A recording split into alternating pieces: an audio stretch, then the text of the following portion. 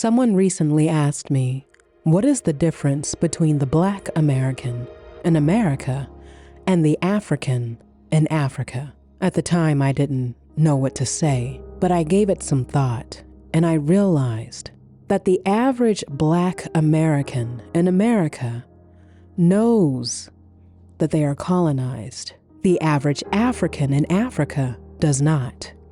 And that is the problem. We really have to take some time and think about this individually so that we can finally come together collectively.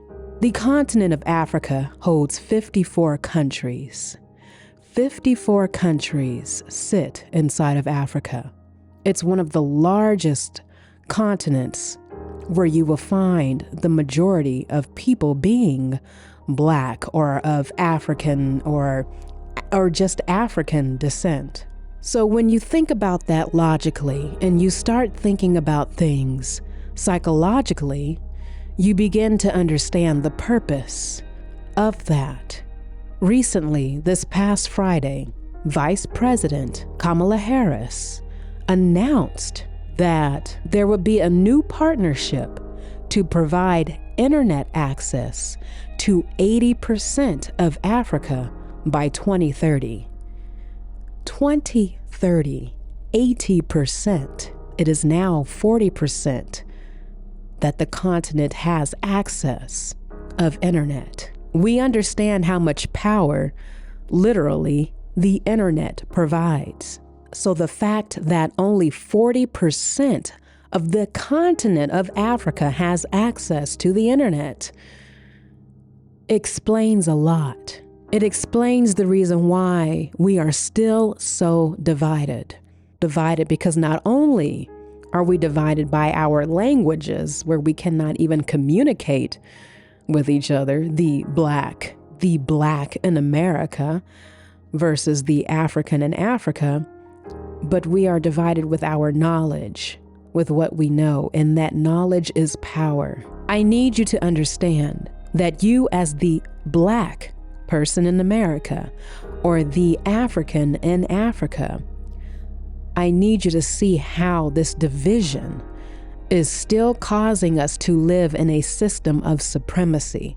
The sad thing is that we could have ended this years ago, but we've gotten so used to our comforts. Living under this capitalistic world, we've gotten so used to the idea that we need to pay our bills, we need to pay our rent, we need to go to church, and we need to come home and sleep. Okay, how many of us have a life, a real life, where we are feeding knowledge to ourselves daily?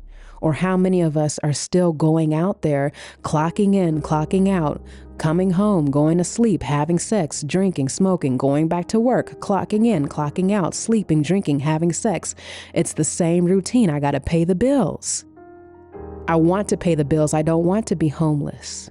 I have a family. I have a child. I have 3 children. I'm a single parent. I have bills to pay. I don't have time for that. I don't have time to think about, what's happening globally. I don't have time to think about the supremacy, because if we had time to think about that, we could change our world.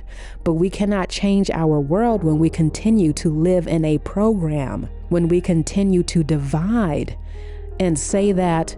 I had someone say this, that the Black person in America is not the same as the African in Africa. Do you understand that if you have that melanin in your skin, if you are as dark as I am or darker, okay, and maybe, you don't even have to be as dark, you have to understand that you are connected.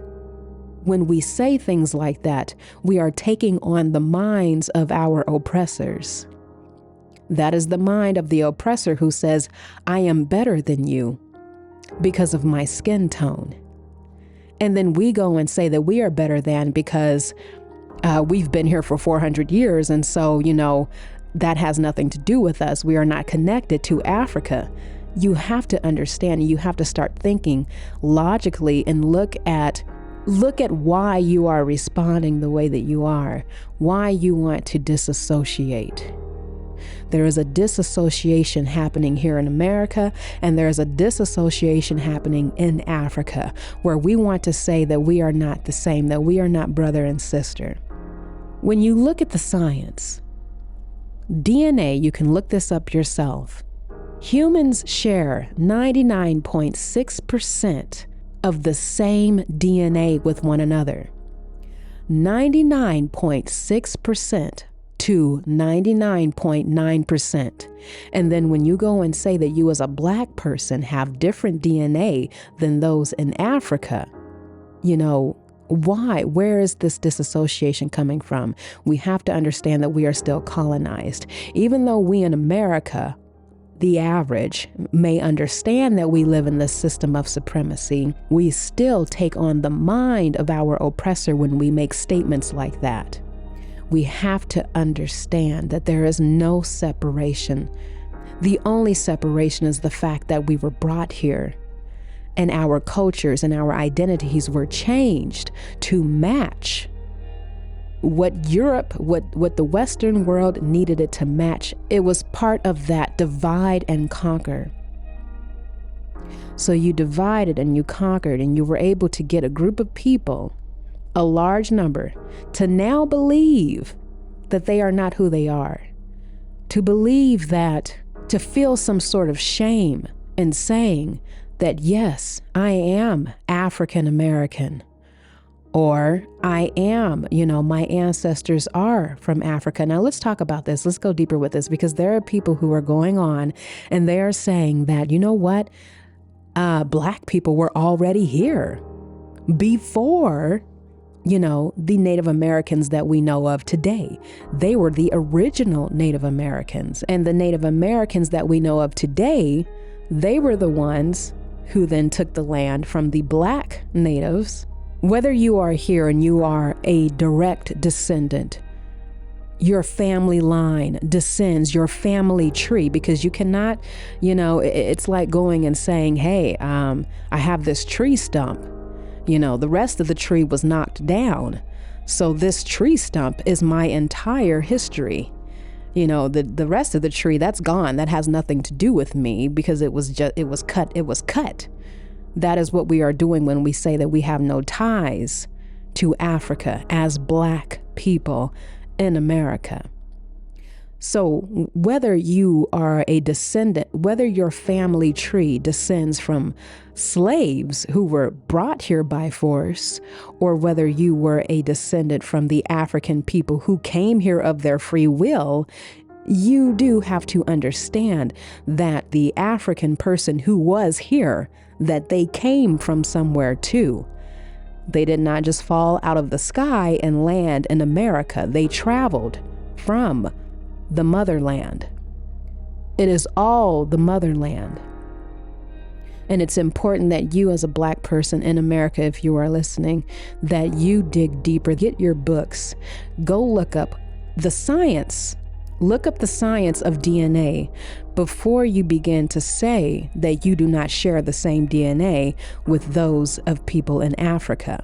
It's important that we not only do our research, but we look inward to ask ourselves if we are still colonized. A lot of us will eventually find out that we are, when you take on the mind of your oppressor and you want to disassociate, because Africa has been made in America to seem like, this is something that we don't want to associate with. It's like, that's the drunk uncle that we don't want to associate with, so we pretend like he's not a part of the family, but he is your family, drunk or not drunk. Just like that tree stump. It may have been knocked down, but that does not mean that the tree stump, that stump now is your entire history. When you understand that the African in Africa, only the continent, only 40% has access to the internet, you have to understand why maybe some would say that they are not associated with the Black in America. Because this goes both ways. We have to stop dividing. As I said, we are divided by spirituality. We are divided by sexuality. We need to put that on pause, okay? Put that on pause and look at the bigger picture here and figure out, how can we come together? How can we finally rise above? How can we rebuild Africa? Okay?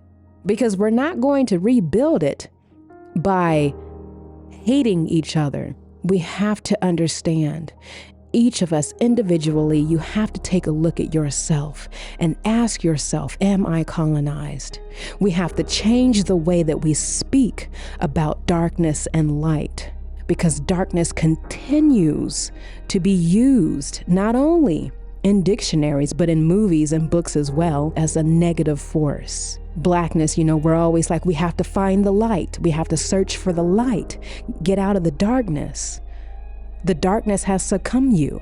It has taken over you. It has taken over your soul. It has become such a negative thing, and we don't even realize it. And that is why I want us to dig deeper as Black Americans in America to find who we truly are, who our family tree is before that tree was cut down. Don't say, well, that tree has been cut down, so I don't need to do any more work, that the stump that I have been left with is my entire history. You deserve to get to those leaves. Even if you cannot physically touch them, you deserve to find the leaves in your tree and know who you truly are, so that you are not just Black, that you are not just a color of darkness, of a void. That is the battle that we are in. We have to start looking at things psychologically so that we can finally figure this out and rise above. I want us to get to a place where humanity is not dominated by a color, where we can finally appreciate everyone and all of our diversity and understand that all of that diversity is needed, that it's respected. But the only way that we as Black people are going to get to that state is if we finally start looking within and rising above that colonization within our own minds. Start seeing the beauty within. Love your naturalness. Love your features, your lips, your skin complexion. Love it, because it is only a lie that has made it ugly.